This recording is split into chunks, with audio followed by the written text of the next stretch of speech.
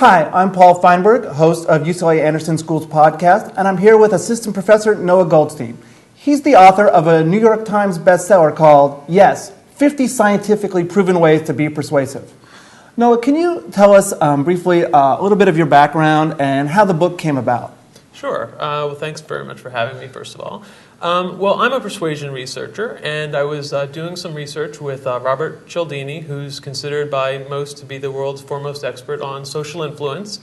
And we were both sitting around and sort of lamenting the fact that there's all this social science research on how to be persuasive, but yet surprisingly little had actually permeated out into the business world in terms of actual application, especially ethical application of persuasion research. So we got together and we decided to write a monthly online column taking some bit of social science research on how to be persuasive and discussing applications out in the business world for that research. And after doing it for a while, something unusual happened. Usually people are looking to pitch their book to publishers, but we actually had some publishers who were reading these columns. And they actually sought us out and said, hey, this is great. You know, this is sort of nice, bite-sized, digestible information that people can actually use the next day at work. We'd like to be able to put it in book form. Are there natural people? Are some people just naturally influential, naturally persuasive, and are others? And what are their qualities? What are some of those? What does a natural-born persuader look like? And do they all end up selling cars? Well, I'm going to actually disagree with you a little bit. I'm going to make the look. It's undeniable that some people are naturally better than others, and we can talk about that a little more. But I'm of the opinion that people can be taught to be more effective persuaders, and that's something that we try to do in the book, and it's an argument that we make in the book. Certainly, there are people who are going to be more charismatic, generally more likable, and we certainly know that that's going to influence the extent to which they're persuasive. Right? There are people who are better at understanding the motivations of other people. Right? And if you understand someone else's motivations, if you have an array of tools, persuasive tools to use, you're going to have an easier time picking out which tool to use. That's certainly the case. Okay? But I think what we've found over 50 or 60 years of research is that there are tactics, there are approaches, and there are frames that anybody can use, anybody can be taught to make them more persuasive. So we talked about natural persuaders versus let's call them learned persuaders, and you indicated there are things you can learn. So what are some of the lessons that can be taught and can be learned about being persuasive? Okay, well, that's a great question. Well, one thing that just comes to mind is if you have good news and bad news. Okay, often what you see is a CEO might say something to the effect of, well, with this initiative, we've made great progress, but there are some difficulties that will lie ahead that we're going to have to tackle. Now, this is a perfectly reasonable statement, and a number of CEOs have made statements like this. Bill Ford has made statements like this that I can certainly cite. But that's problematic, okay? Because what happens is they use the word "but." And what do we associate with the word "but"? It's a qualifier. In some ways, it disqualifies the first thing that you say, right? When you say, well, A, but B. Well, people focus on the B, and they say that A, they realize that A is qualified. So a better way to do that is to say, well, we have some tough times ahead, and certainly we have to tackle some problems, but we've made great progress. And you want to end on that more positive note. That's something anybody can learn and anybody can use. Another approach that people can take, it's very, very easy to learn, is to just recognize the factors that make commitments more influential. Okay? And that's, if a commitment is made in ways that are public, active, and voluntary, they're going to be much more effective than commitments that don't have those components. So to just give you one example, one major problem that restaurants have is no-shows. They take reservations, and they find that, let's say, 30% of people don't end up calling to cancel. They just don't show up, which can be very problematic for the business. Well, one proprietor of a Chicago eatery realized this was a problem and went to his receptionist and said, so what is it that you're actually saying to these people when you get off the phone?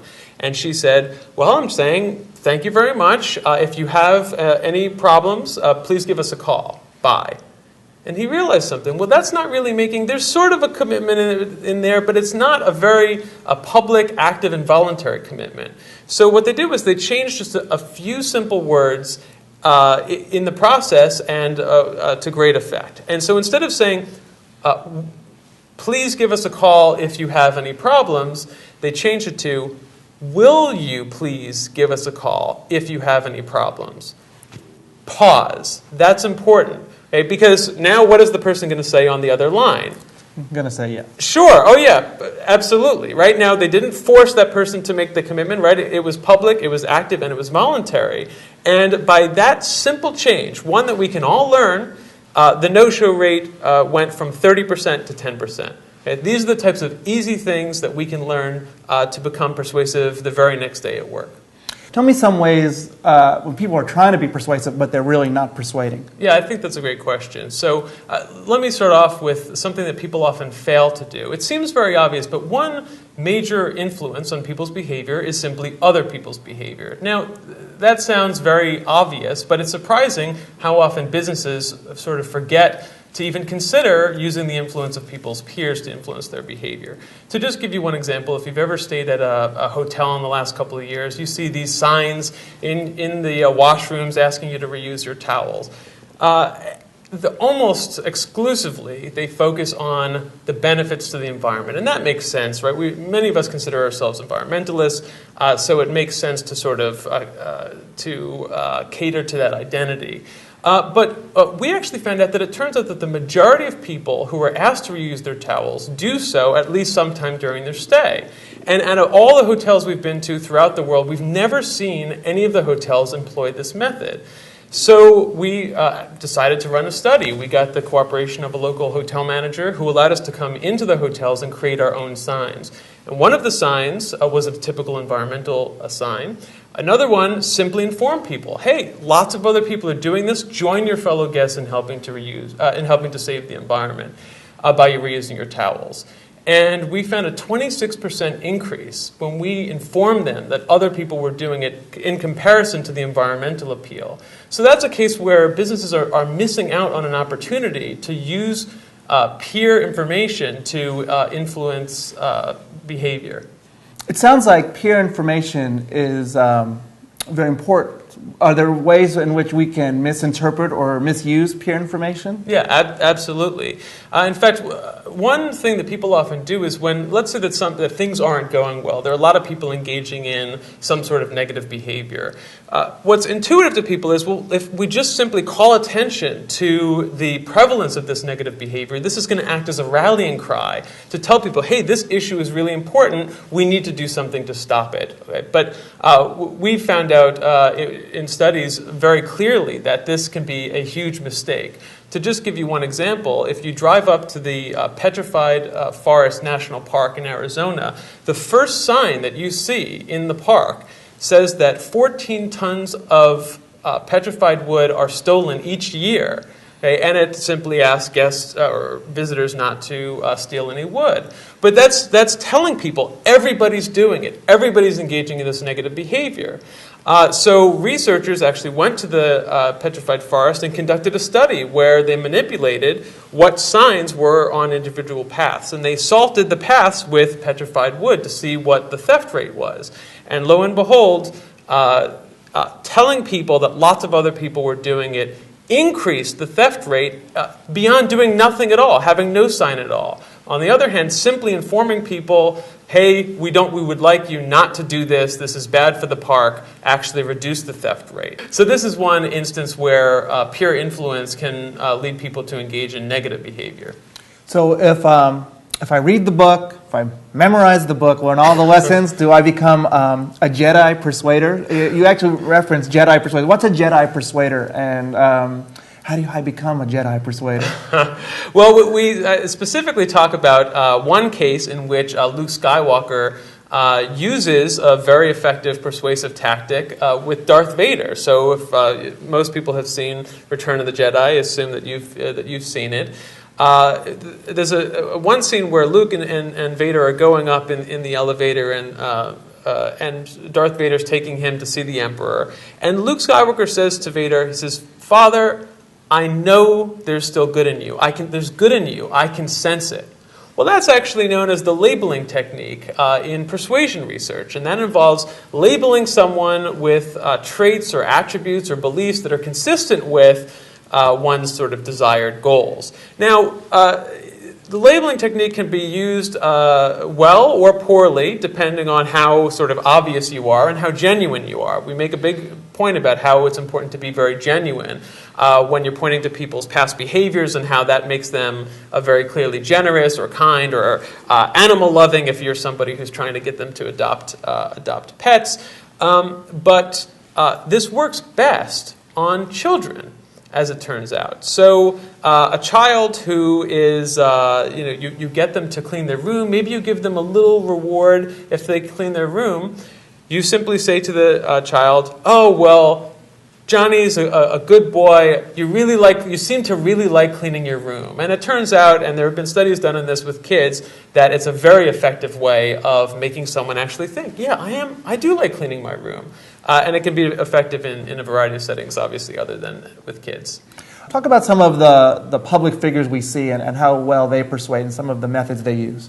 Well, I think actually Barack Obama is a very good example of someone who uses not just persuasion techniques in the types of materials that they send out, asking for donations. I mean, both campaigns, for example, use essentially the same persuasion tactics to get people to donate. But I've been very impressed with how he uses persuasion tactics in the speeches he gives. Just to give you an example, in one speech during the primaries, he made mention of one of the most powerful types of communicators that there is, which is the convert communicator. So he talked about how a Republican woman who used to work for Strom Thurmond is now working for his campaign in that region. And convert communicators are very effective because they're presumed to be experts on both sides of the issue. And certainly we imagine that there must be some very good reason why they switched from one side to the next. So he talked about that, and even within a few sentences, he talked about how there was one woman who sent into him a campaign donation of $3.01. Okay, now why is this so influential? Why is this so important? What he was trying to show is that no matter how little you Obama supporters out there have, anything would be useful, right? So if I'm a person, I'm an Obama supporter, I might look at this and say, well, I don't have a lot of money. What is he going to do with $20? Right? But he's making the statement, every little bit helps. So this excuse that I might have as a potential Obama supporter is gone. I can't tell myself that he doesn't value $3.01.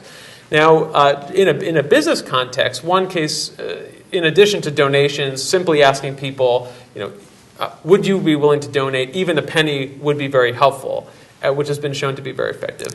Even in a business context, if someone is trying to get a meeting with someone else, okay, and they're having a tough time, one thing that's very hard to deny from that target standpoint is to say, would you be willing to meet with me? Even 3 minutes, even 5 minutes would help. I can get in and out of there, make my pitch. Even 5 minutes would help. It's hard to deny somebody when they use such a small number.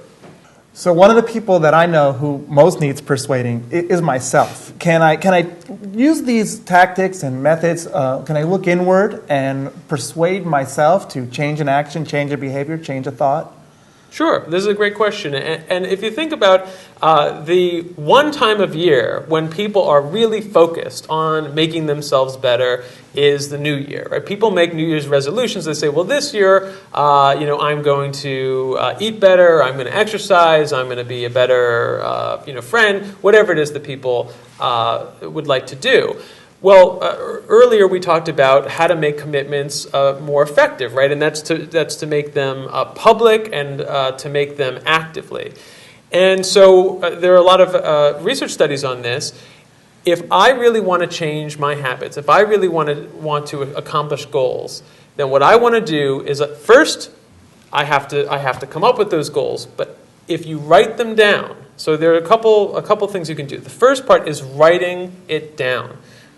A number of research studies show that goals that are written down are going to be more effective in terms of follow-through than goals that aren't. But the second part is to make them public. So you want to write them down privately for yourself, and in fact you want to sign it, but you also want to make that public. The more people that you tell that you're going to be going on a diet, the more people you tell that you're going to go for that new promotion, the more likely you're going to be to stick with that commitment. And so I think that those two things are great ways of improving yourself. The name of the book is Yes, 50 Scientifically Proven Ways to Be Persuasive. The author, one of the authors is our assistant professor, Noah J. Goldstein. And thank you very much.